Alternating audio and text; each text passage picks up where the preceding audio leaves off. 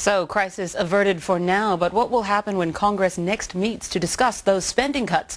For a deeper look at the politics behind the drama on Capitol Hill, I've been speaking to David Smith from Sydney University's U.S. Studies Centre. We got to this point with John Boehner this morning having to suppress a Conservative revolt within his own caucus. So it was an extremely messy, compromising process that pushed John Boehner's leadership to the limits, and it got there in the end with only a minority of Republican support.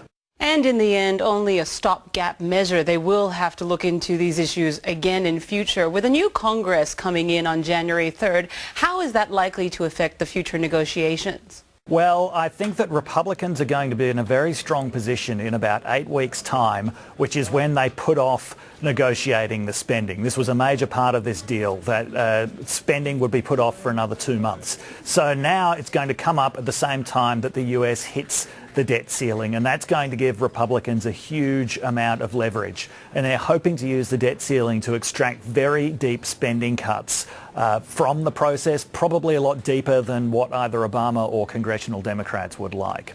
We saw a debate about the debt ceiling in President Obama's last term. Now it's just the beginning of another term for him. Will the Congress have to find a better way to work together because they're basically stuck with each other for the next few years? Yes, that's right. Last time the Republicans believed that they would be rid of Obama within 2 years, and their strategy was basically make it as difficult as possible for him to do anything in order to impair his re-election chances. Now they are stuck with him for another 4 years, but on the other hand, they all face re-election in 2 years, and in order to get re-elected, all of them have to go through Republican Party primaries in about 18 months' time.